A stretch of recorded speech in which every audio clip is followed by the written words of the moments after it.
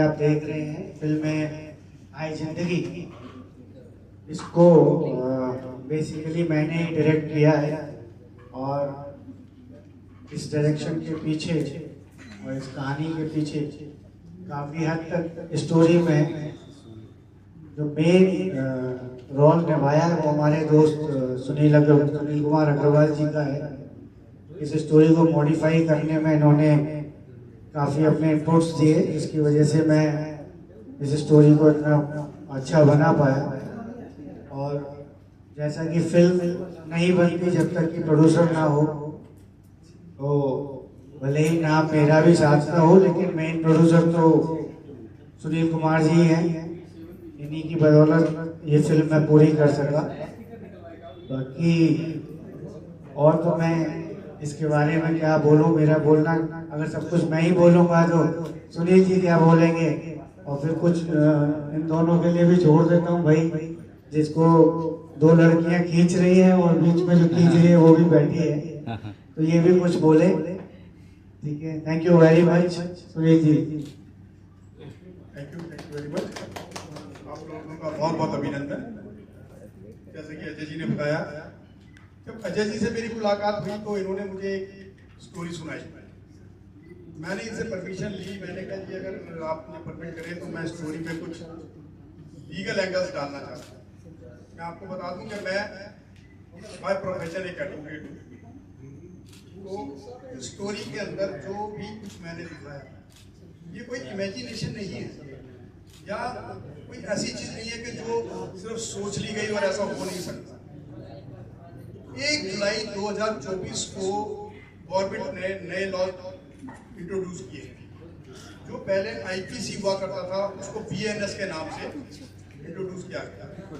तो एक सेक्शन था आईपीसी में 376 रेप, जो कि अब बीएनएस में 63 सेक्शन 63 हो गया।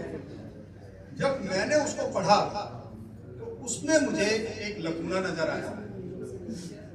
तब मैंने सोचा कि क्यों ना इस चीज को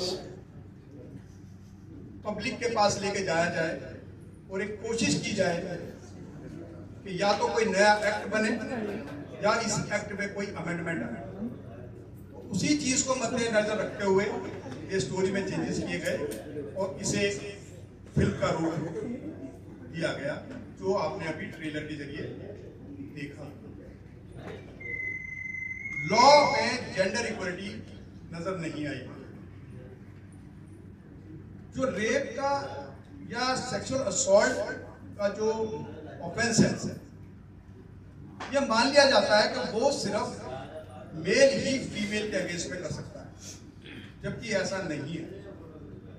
और हमारे लॉ में मेल को कोई भी प्रोटेक्शन नहीं दी गई। बहुत अजीब बात है कि एक माइनर मेल को प्रोटेक्शन है, लेकिन एक एडल्ट मेल को प्रोटेक्शन नहीं है। यही बात जो मैंने सितंबर 2024 में सोची थी, सितंबर 2025 में हमारे एक्स सीजीआई साहब ने सेम बात बोली है, जो लाइव लॉ पे आप लोगों को मिल जाएगा उनका लेक्चर, और जो कॉपीज मैंने आप लोगों को उनके लेक्चर की दी है, और जो पिक्चर में मैंने दिखाया हूबहू उन्होंने उसी चीज के ऊपर जोर दिया और ये माना है कि लॉ जो है जेंडर न्यूट्रल नहीं है और इसमें चेंजेस की आवश्यकता है। तो इसी पे मेरी पिक्चर सारी बेस है, जिसमें मेरे इन कलाकारों ने बहुत मेहनत की है और उसे मेरी सोच को अजय जी ने और इन्होंने पर्दे पर उतारा। हाय संगीत सारे को थैंक यू बोलना चाहूँगी और कॉन्ग्रेचुलेशन, क्योंकि हम लोगों ने इस मूवी के लिए बहुत हार्ड वर्क किया है, बहुत मेहनत की है। और इसकी जो स्टोरी है वो काफ़ी डिफरेंट अलग है, थोड़ा रियलिस्टिक स्टोरी है। तो पहले भी एक फिल्म आई थी ऐतराज, जिसमें अक्षय कुमार जी थे, प्रियंका चोपड़ा एंड करीना कपूर, तो वो एक अलग थी। पर ये मूवी बिल्कुल अलग है और इसमें दिखाया गया है कि एक लड़के के साथ क्या क्या होता है, क्या क्या उसका स्ट्रगल है, और स्ट्रगल के बाद भी उसको इंसाफ नहीं मिल रहा है, तो कैसे कैसे वो बदला लेना चाहता है। तो बहुत अच्छी स्टोरी और गाने भी बहुत प्यारे हैं। हम लोगों ने बहुत मेहनत किया है इस मूवी के लिए। तो ज़्यादा स्टोरी मैं अभी नहीं बताऊंगी, मूवी देखने के बाद ज़्यादा मजा आएगा। So thank you so much.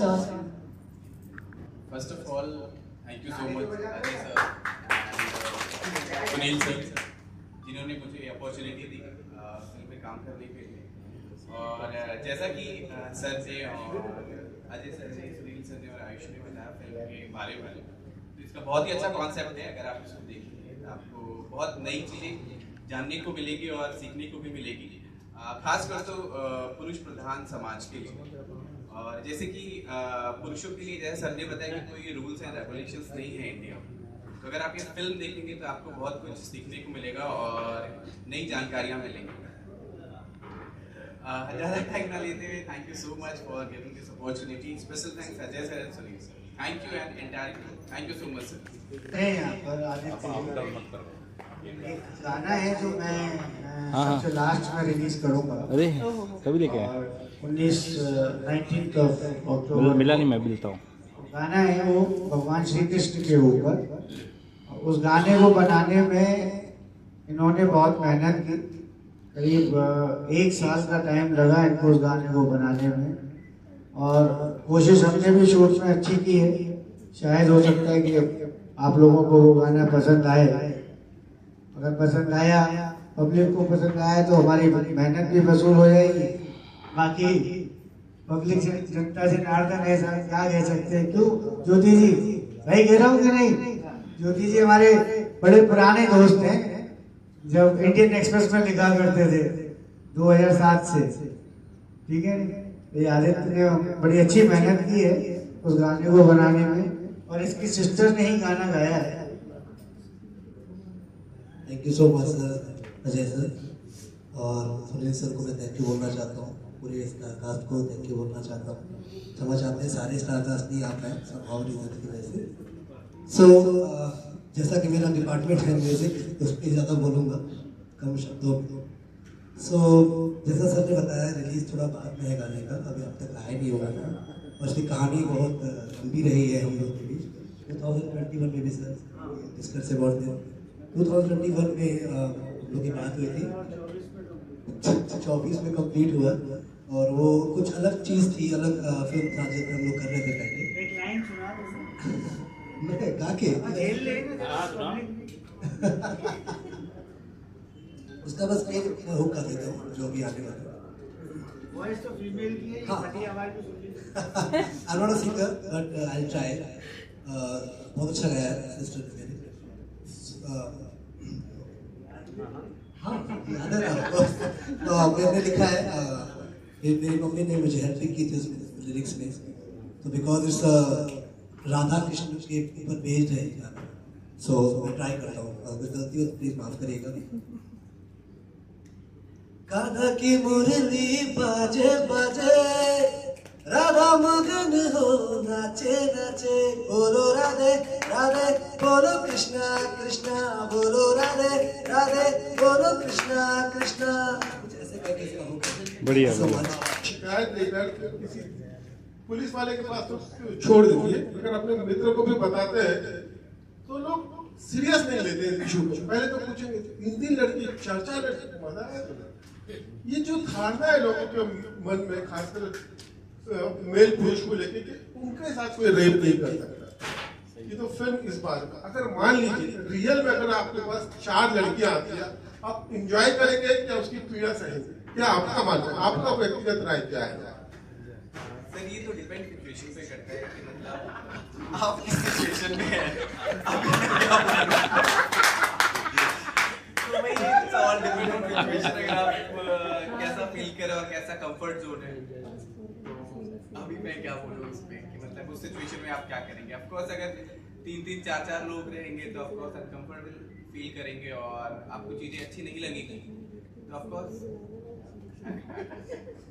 Ayushi जी, समाज में ऐसे भी देखने को मिल रहा है कि जो पुरुष वर्ग है वो भी कई तरह से महिलाओं के कारण बहुत पीड़ित होते जा रहे हैं। जो आपकी फिल्म एक लोगों को संदेश देना चाहती है, आपको लगता है कि कितने आप लोग कामयाब हो पाएंगे संदेश को आम जनता तक पहुंचाने के लिए?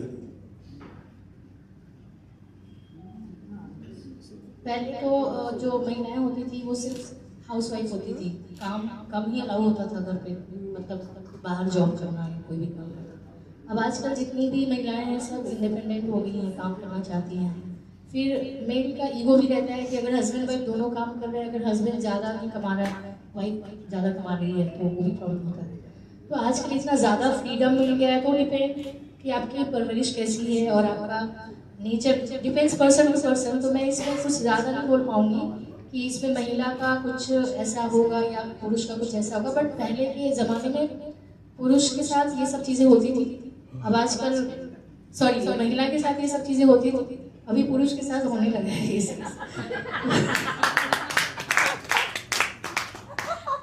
अभी बहुत ज़्यादा मॉडर्न हो गया है ज़माना अभी पहले के हिसाब से। अभी महिला और पुरुष सब इक्वल हो गए हैं, दोनों साथ में चलते हैं, काम भी करते हैं, सारी चीज़ें होती है। तो मुझे लगता है कि सारी चीज़ें सही है, बट ये डिपेंड्स पर्सन टू पर्सन। किसी के बारे में मैं कुछ गलत नहीं बोल सकती कि यहाँ पे पुरुष बहुत गलत है या महिला गलत है। ये साइकोलॉजिकल चीज़ें हैं जो दिमाग में साइकोलॉजी ऐसा करते हैं, जिनको ये सब करके बहुत खुशी होती है। आपका क्या मानना है इसमें, क्या बोलना चाहते हैं, मतलब क्या मानना है इसमें? इस बारे में क्या पूछना चाह रही हैं? यही जो आप पूछ रहे हैं कि मुझे तो लग रहा है कि आजकल की महिलाएं कहीं ना कहीं बहुत सुपर पावरफुल हो चुकी है।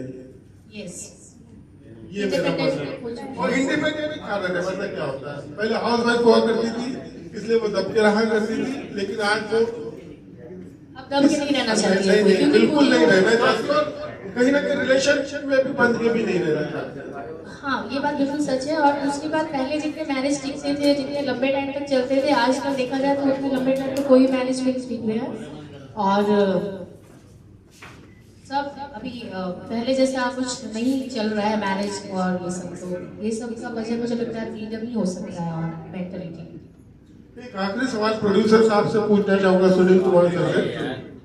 इस फिल्म को आप किस तरह से रिलीज करने के लिए प्लान कर रहे हैं? थिएटर में रिलीज करेंगे, ओटीटी पे करेंगे, क्या योजना है? अगर थिएटर में करते हैं तो कितने थिएटर इस तरह की फिल्मों को मिल सकते हैं? और आपका जो मकसद है पूरी तरह से इस फिल्म को बनाने का, उसको अंदर आपको लगता है कहाँ तक कामयाब होते हुए नजर आएंगे आप? बहुत अच्छा सवाल आपने किया। देखिए, जो टॉपिक मैंने लिया वो आज एक रेवोल्यूशन मैं कहता हूं, मैं एक लेके आ रहा हूं जिसकी आज बहुत जरूरत है। ये बात अभी बहुत अच्छी कही इन्होंने कि पुरुष प्रधान देश रहा है, समाज रहा है। तो एक स्त्री ने हमारे साथ कुछ किया, वो एक पुरुष शर्म फील करता है कि किसी लोग चिढ़ाते हैं उसको, ताना मारने गए, अरे लड़की ने तेरे साथ ऐसे कर दिया, या लेडी से मार खा के आ गया, लेडी से 4 बातें सुन के आ गया। और दूसरा, समाज में कोई भी वर्ग इस बात को मानने को तैयार ही नहीं होता कि कोई स्त्री उसके साथ कुछ ऐसा कर सकती है। तो वो 2 तरीके से प्रताड़ित है, और इसी शर्म की वजह से वो जो उसके साथ हो रहा है उसकी कंप्लेंट वो नहीं कर पा रहा। वो तो बहुत कुछ रहा है। अब डोमेस्टिक वायलेंस एक एक्ट बना दिया गया, protection of women from domestic violence. क्या डोमेस्टिक वायलेंस में लेडीज जेंट्स को प्रताड़ित नहीं कर रही हैं? क्या जेंट्स के साथ में डोमेस्टिक वायलेंस नहीं हो रहा है? एक सेक्शन बना दिया गया आईपीसी का 354, सेक्सुअल असॉल्ट, स्टॉकिंग। क्या लड़कियां लड़कों को स्टॉक नहीं करती हैं? क्या वो उनको टॉर्चर नहीं करती हैं? क्या लड़के अगर लड़की को मना कर देते हैं, जैसे कि मेरी पिक्चर में भी हीरो ने पूछा है कि अगर लड़की की नो का मतलब नो है तो क्या आदमी की नो की कोई वजह नहीं है? अरे भाई, कोई जबरदस्ती थोड़ी है आदमी के साथ में। हम क्यों मान लेते हैं कि ऐसा उसके साथ में नहीं हो सकता है, लड़की नहीं कर सकती? तो आज सिचुएशन बिल्कुल चेंज है, समाज में आज इसकी बहुत जरूरत है, चेंज लाने की बहुत जरूरत है। जब इक्वलिटी की हम बात करते हैं तो इक्वलिटी हर क्षेत्र में होनी चाहिए, कानून में भी तो इक्वलिटी होनी चाहिए। तो इसी तरीके का इस बदलाव को लाने के लिए पिक्चर मैंने बनाई। और सबसे अच्छी बात रही कि सितंबर में हमारे सीजीआई साहब ने मेरी इस सोच पे स्टैंप लगा दी। सेम वही बात उन्होंने कहा कि हाँ, जेंडर न्यूट्रल लॉ नहीं है, इसको बदलने की जरूरत है। तो मैं ये समझता हूं कि मेरी पिक्चर को जब सब लोग देखेंगे तो इस चीज के बारे में एक आवाज बन के ये पिक्चर जनता की आवाज बन के उठेगी और एक रेवोल्यूशन आएगा, चाहे नया एक्ट बने या इसी में संशोधन हो, लेकिन कुछ ना कुछ होगा जरूर। और जाओ आपकी बात थी कि कैसे रिलीज कर रहे हैं, मैं ऑल इंडिया लेवल पे हम थिएटर में पहले इस पिक्चर को रिलीज कर रहे हैं। वो मैं और अजय जी अभी डिस्ट्रीब्यूटर साहब से अभी मुलाकात करने के लिए जा रहे हैं अभी कुछ दिन में, तब डिसाइड होगा कि कितने सिनेमा हॉल और कितने शोज हमें मिलते हैं। लेकिन हाँ, ऑल इंडिया लेवल पे मैं इसको रिलीज कर रहा हूँ। हमारे साथ भी हो खुश नहीं, मैंने एक जो जनता की दबी हुई आवाज है, जो पुरुषों की एक आवाज है जो उठा नहीं पा रहे, उनकी तरफ से मैंने आवाज उठाई। जो सारा समाज को आज जरूरत है, वो मैंने शायद मैं सबसे पहला हूँ जो मैंने ये आवाज उठाई है। सुनील सर, आप जैसे अभी हम सुन रहे थे, ये सत्य घटना पर आधारित है। तो ये सत्य घटना पर जो आधारित ये जो फिल्म बनी है, ये समाचार पत्रों द्वारा इकट्ठा किया गया है या उस व्यक्ति से एनओसी लेके किया गया है? इस तरह से ये सत्य घटना नहीं, सत्य घटना ये नहीं है कि कोई घटना घटी और मैंने हूबहू उसके ऊपर फिल्म बना। अभी मैंने आप लोगों को शायद मिली एक कटिंग दी है जो 2022 में जालंधर में एक किस्सा हुआ कि एक 4 लड़कियों ने एक घर का पता करने के बहाने एक लड़के को किडनैप किया और उसके साथ में सेक्सुअल असॉल्ट किया, लेकिन शर्म के मारे लड़के ने ये पुलिस में कंप्लेंट नहीं की। तो मैंने तो सिर्फ ये आइडिया लिया, और जब मैंने, क्योंकि मेरे लिए तो बहुत जरूरी था, मैं एडवोकेट हूं, कोई नया लॉ आया तो मुझे तो पढ़ना ही था, लेकिन जब मैंने वो पढ़ा तो मुझे ये कमी नजर आई कि भाई ऐसा क्यों है, यहाँ सिर्फ जो है मर्द को ही क्यों मान लिया गया कि वो औरत के लिए असॉल्ट कर सकता है, जबकि माइनर को तो प्रोटेक्शन दी है, एडल्ट को क्यों नहीं दे रहे हैं आप। तब मैंने उस चीज को लेके ये स्टोरी में चेंजेस किए। तो घटना जो सत्य वो ये है कि ऐसा होता है, लेकिन कहानी वो नहीं है कि मैंने कहीं से कोई कहानी किसी की लेके और उसके ऊपर फिल्म बनाई, तो तभी तो फिर मुझे एनओसी लेने की जरूरत पड़ेगी, अदरवाइज मुझे एनओसी, ये तो कहानी तो मेरी सोच है। उस चीज को जो आइडिया था कि जेंडर न्यूट्रल नहीं है और एक कि भाई ऐसा काम हुआ था, उसको सिर्फ आइडिया को बेस लेके ये फिल्म बनाई गई है और ये कहानी लिखी गई है। तो ऐसा नहीं कि किसी के जीवन से 100% ये रिलेट कर, ऐसा कुछ नहीं सोचे हैं कि ऐसा सच्ची घटना भी है। घटना देखिए, वो घटना एक अलग थी। मैंने जैसे बताया कि पेपर में जो मैंने पढ़ा, जो दैनिक जागरण में और उसमें आया हुआ है कि भाई लड़कियों ने जो है वो एड्रेस पूछने के बहाने और उस लड़कियों को कार में डाल लिया और उसके साथ ले गई और किया। एक जब मैं कॉलेज में पढ़ा करता था तब मैंने एक केस दिल्ली में भी सुना था, मिरांडा कॉलेज में, वहाँ भी एक उस समय पे केस इस तरीके का हुआ था। तो वो चीजें कुछ आप देखते हो सुनते हो तो एक दिमाग में आपके रह जाती है।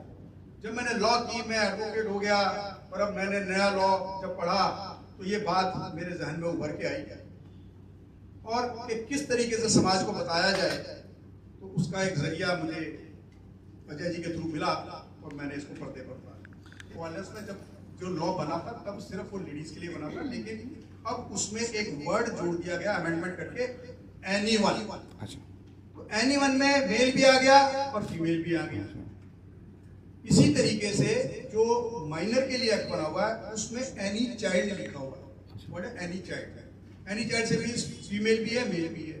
लेकिन जो 376 या बीएनएस का 63 सेक्शन मैं बोलूंगा उसमें ओनली फीमेल वर्ड है। तो अमेंडमेंट क्या कहती है, या तो उसमें भी एनी पर्सन आए, एनीवन आए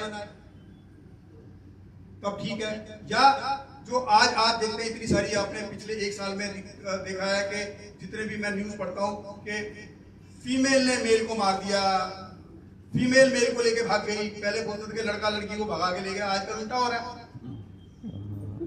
जितने भी आप देख रहे हैं ब्लू ड्रम, हाँ, जितने भी, मैं नाम नहीं ले रहा, जितने भी आपने सब, आप मीडिया, आप मेरे से ज्यादा आप जानते हो स्टोरीज को और जो न्यूज आई हुई है।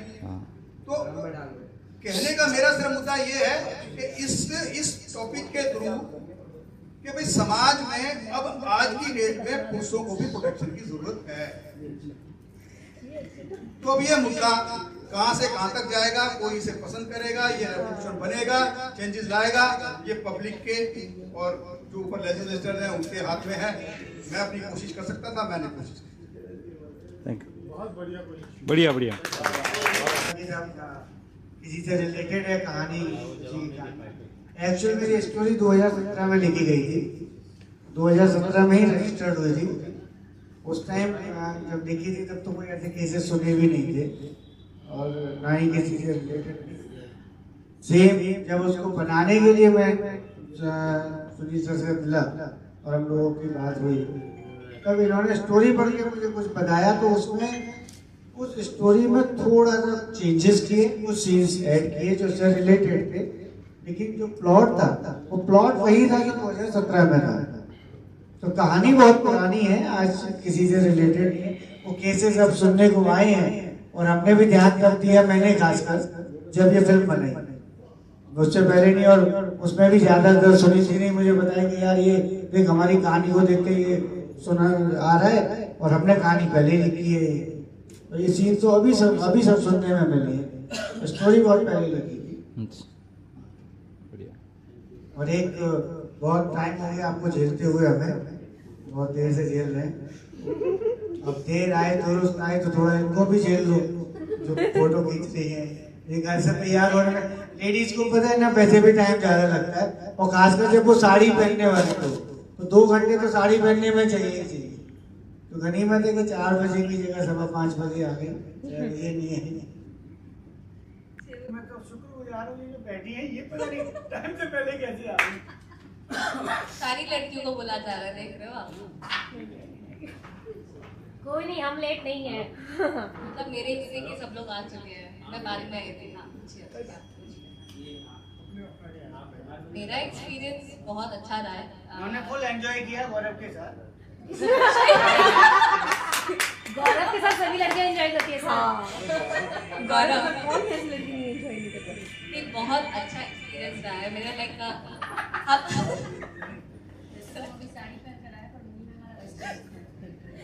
हाँ, यहाँ पे तो साड़ी में है, बट वैसे में नहीं है। ये सोच कर आए दोनों कि सेक्सी साड़ी में ही लगती है।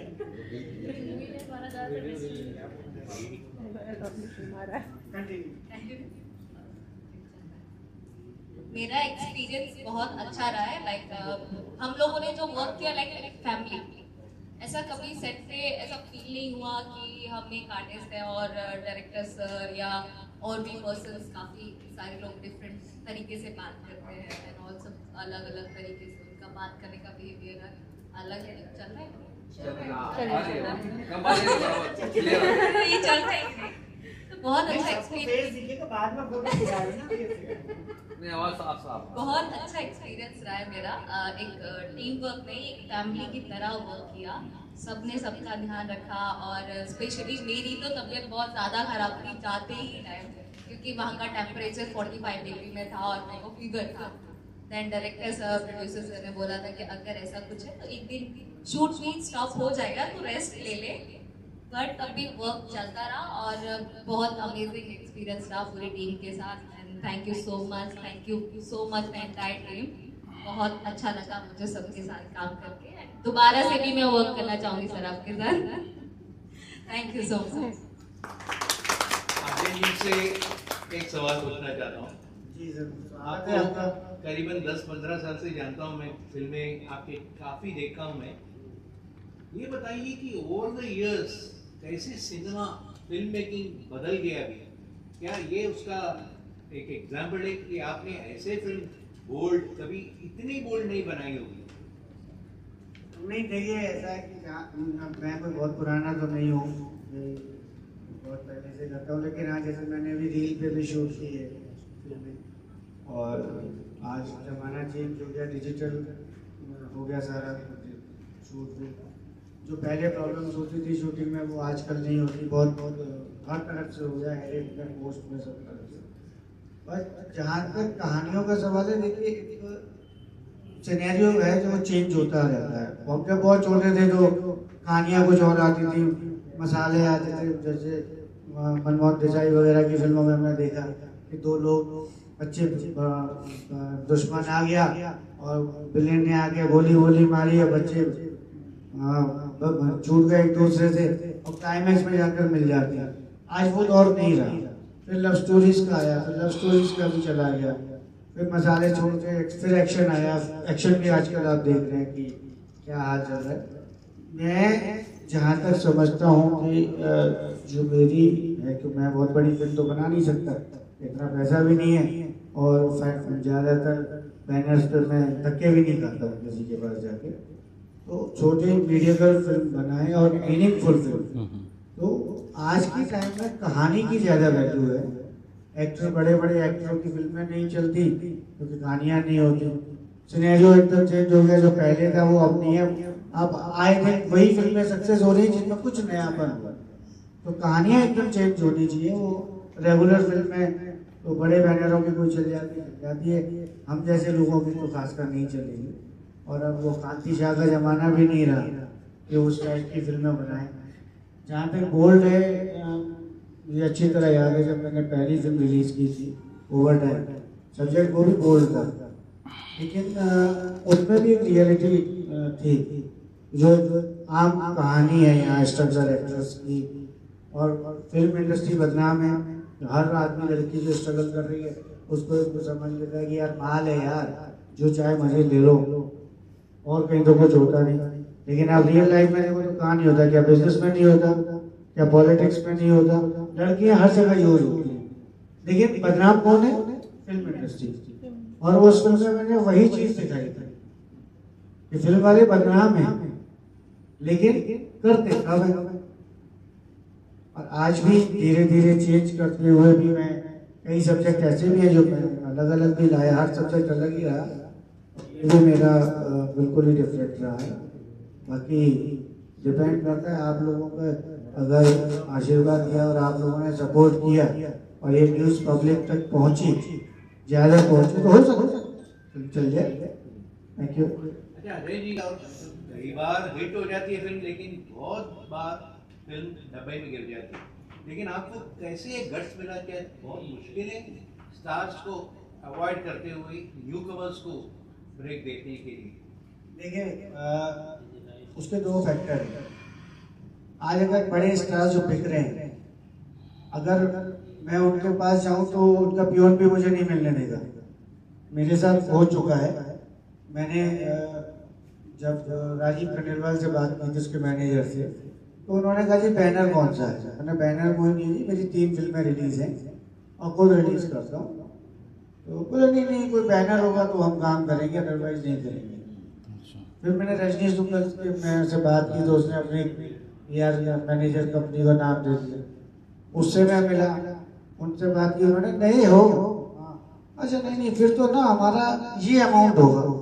मैं भाई इतना तो मेरा बजट ही नहीं है, तुम 10 टाइम्स अगर बोल रहे हो तो कहाँ से दूंगा? नहीं यार देखो, बड़े बैनर की बात तो दूसरी वहाँ तो कुछ भी मिलता है कर लेते। अब नए के साथ काम करो, कैसी फिल्म बनेगी तो पैसा तो मिलना चाहिए। मैंने हाथ जोड़ दिए।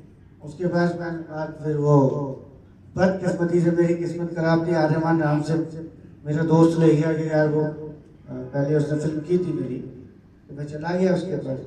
अरे नहीं वो रिलेशन पे उसने बनाई, दोस्ती हो गई। कहते मैं रोल करता हूँ, मैंने कर लिया।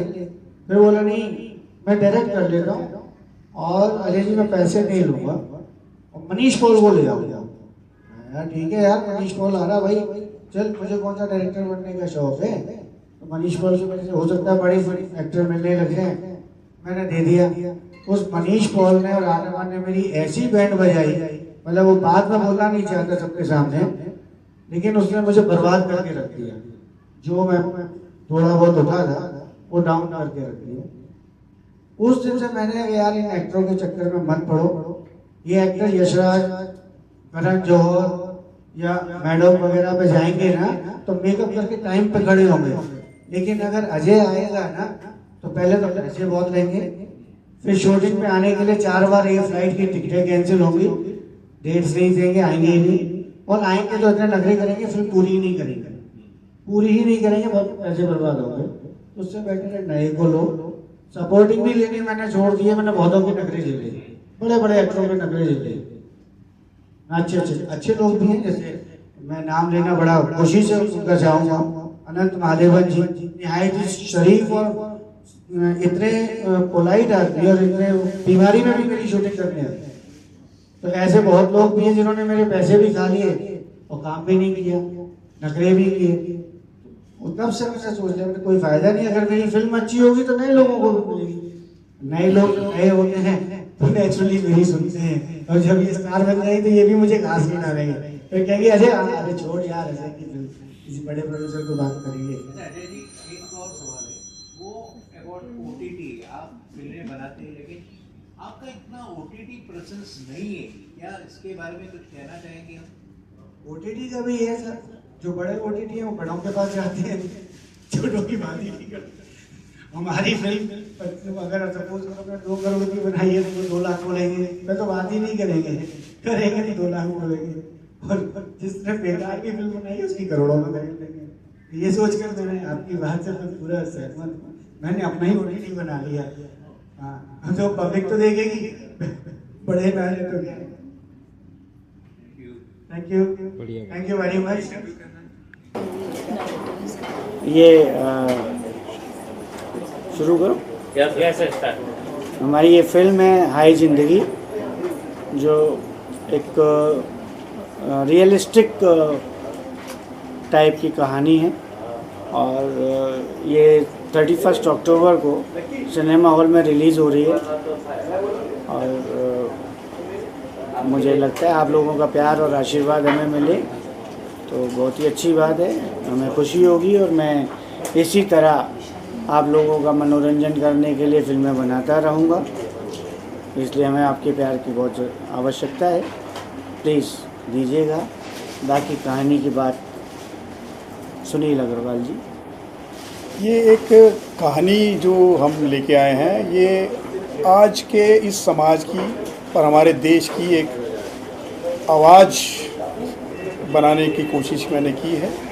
आज बहुत ज़रूरत है कि जिस तरीके से हम इक्वलिटी की बात करते हैं तो हर क्षेत्र में इक्वलिटी हो। तो एक क्वेश्चन मैंने रेज किया है कि where is the equality, gender equality in law. Law में जेंडर इक्वलिटी नहीं है, मेल को कोई प्रोटेक्शन नहीं है, और समाज में मेल के साथ हुआ ऑफेंस शर्म के मारे वो कंप्लेंट के रूप में नहीं आ रहा है। तो हमारी पिक्चर में पहली बार एक मेल एक फीमेल के अगेंस्ट में कंप्लेंट कर रहा है, और एक डिमांड है कि भाई हमारे लिए भी, हमारी प्रोटेक्शन के लिए भी एक लॉ बनना चाहिए।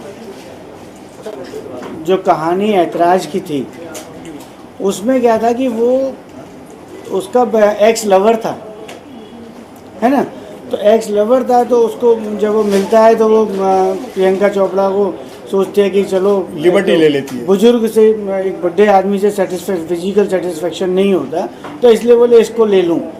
और उसके साथ जब वो एक्सप्लॉइट करने की कोशिश करती है, तो जब अक्षय कुमार भी वकील के पास जाता है तो वो मना कर देता है कि कोई नहीं है, तेरे को कोई नहीं मानेगा इस बात को, और उस चीज़ के लिए वो पर्सनली लेके चलते हैं। और फिर उसकी वाइफ है करीना कपूर जो उस केस में सबूत लेकर आती है, ठीक है, तो बिना प्रूफ्स के वो भी उस फिल्म में कुछ नहीं कर पाते। उनको लॉ का कहीं बेनिफिट नहीं मिला, उनको जो बेनिफिट मिला वो उनके प्रूफ्स का कि उन्होंने कोशिश की और फिजिकल होने की। तो ये कहानी थी एक पर्सन के ऊपर, और हमारी जो कहानी है वो कहानी एक आम आदमी की कहानी है, जिसको वो पहले से जानती नहीं है, उसको फंसाती हैं, और फंसाने के बाद एक प्लान करती हैं, ट्रैप करती हैं, और फिर उसको ले जाके यूज़ करती हैं। और ये बेसिकली सिर्फ आदमी ऐसे नहीं है कि नॉर्मली हम लोगों ने देखा है कि आदमी हैं, पैसे है, चले यार फन करना है, तो वो कॉल गर्ल्स को बुलाते हैं, और आदमी कॉल गर्ल को बुलाता है, मज़े लेता है, चला जाता है।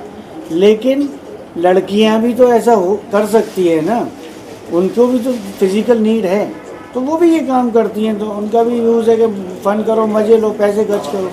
तो ये कहानी ये दिखाती है कि इस लड़के को उसकी मर्ज़ी के बिना यूज़ करती हैं। पहले हो सकता है पैसा दे के भी मर्ज़ी से करती हो, उस टाइम बिना मर्ज़ी के उसके साथ कर रही हूँ। तो that is the different only in ऐतराज और हमारी फिल्म में। बोलिए पलक जी, बोलिए बोलिए। पूछना क्या है, नेम मेरा पलक रहा है इसमें, और मैं एक अमीर बाप की बिगड़ी हुई औलाद रहती हूँ इसमें। मेरी फ्रेंड्स ही मुझे इस चीज़ के लिए पुश करती है, like she is the one push करती है इस चीज़ के लिए कि एक लड़का है जो हमें पसंद है, उसके साथ ऐसा ऐसा करना है, देन विल प्लान, फिर हम लोग प्लान करते हैं और उसके साथ ये सब करते हैं। देखिए 4 गाने हैं, एक गाना इनका है, 3 गाने अलग अलग डायरेक्टर्स के हैं। लिरिसिस्ट वो उधर मजे से डब्बा खा रहे हैं, मिठाई खा रहे हैं। 3 गाने उन्होंने लिखे हैं, एक गाना जो सुनाया वो इनका है, बाकी 3 म्यूजिक डायरेक्टर अलग अलग हैं। मैम आप कुछ क्या चाहेंगे? मेघा जी, मेरा जो कैरेक्टर है वो मेघा का कैरेक्टर है बेसिकली, और इस कैरेक्टर का एक बहुत ही इम्पोर्टेंट रोल है। इसमें ये दिखाया गया है कि पहले लोग जब बहुत गरीब होते थे या मजबूर होते थे तो फिर भी सही रास्ते पे ही चलते थे, लेकिन अभी ऐसा हो गया है कि अगर कोई इंसान बहुत पैसा वाला बनना चाहता है या बहुत इमीडिएटली पैसा कमाना चाहता है तो बहुत सारे गलत रास्ते पे चलते हैं। तो इसमें ये दिखाया कि पैसे के लिए वो गलत रास्ते पे चल रही है और उसको कोई बोलने वाला नहीं, उसकी मजबूरी है, अपने मन से तो नहीं कर रही है, लेकिन वो चाहती तो सही रास्ते पे भी चल सकती थी, लेकिन वो गलत रास्ते पे चल रही है। दूसरी बात कि इस मूवी में जैसे आजकल जो फिल्में बन रही है, आजकल जो चीज़ें चल रही है, तो इसमें रियलिस्टिक दिखाया है। मूवी टाइम के साथ अपग्रेड करते हैं हम स्टोरी। तो पहले के ज़माने में कुछ और स्टोरी होती थी, कुछ और चीज़ें होती थी, अभी जो हो रहा है चीज़ें चेंज हो गई, तो इसके अकॉर्डिंग मूवी जो बनी है उसके अकॉर्डिंग ही बनी है जो आजकल चल रहा है। तो मैंने बहुत कोशिश की है कि जो मेरा कैरेक्टर है उसको बहुत शिद्दत से और अच्छे से निभाऊँ। बाकी आप लोग देखेंगे तो अच्छा लगेगा आप लोगों को, तो आप लोग प्यार दीजिए ताकि आगे और भी फिल्में बनती रहें, हम लोग काम करते रहें। सिर्फ आपके प्यार की सबसे ज़्यादा ज़रूरत है। फर्स्ट ऑफ ऑल जो इसमें मेरा कैरेक्टर है वो है एक कॉर्पोरेट ऑफिस का, जो कि बहुत डिसेंट है और अपने बॉस के इशारों पे सारे काम करता है। और इस फिल्म में सबसे अच्छा मैसेज ये है, जैसा कि सर ने सारी चीज़ें बता ही दी हैं आप लोगों को, कि मेल्स के लिए जो रूल्स और रेगुलेशंस नहीं हैं और उनकी कोई वैल्यू नहीं है, उनके लिए कोई लॉ अभी तक आया नहीं है, तो उसी के ऊपर पूरा कॉन्सेप्ट है इसका। और आई एम श्योर रिलीज़ के बाद सबको अच्छा लगेगा और एक नज़रिया चेंज होगा सबको लॉ को लेके एंड सारी चीज़ों को लेकर। अब जैसा आपने सुनील जी ने भी बताया कि इस फिल्म का जो मेन एम है वो लॉ का है, लेकिन इस फिल्म के थ्रू जो एक मैसेज पब्लिक को भी दे रहे हैं, लॉ एक अलग चीज़ है, वो तो है ही है, मेन एम एस्पेक्ट है। बट सेकंड है कि हम लोग जितने भी, मैं मतलब बच्चों की तरफ से नहीं, पेरेंट्स के लिए कह रहा हूँ कि पेरेंट्स भी अपनी लाइफ में इतने मस्त रहते हैं कि वो पैसा और पूरी फैसिलिटीज़ तो बच्चों को दे रहे हैं, लेकिन उन बच्चों के ऊपर नज़र नहीं रख रहे कि वो लोग लाइफ में क्या कर रहे हैं। तो हमारा एज ए पेरेंट्स हमारा भी ये दायित्व है कि हम बच्चों के डे टू डे क्या कर रहे हैं उस पर नज़र रखें। अगर हम बच्चों पर कंट्रोल अपना करते हैं, रखते हैं, जो पहले पुराने ज़माने में रखते थे, तो ये बच्चे इस तरह की गलती ना करें। That's the main message. Thank you.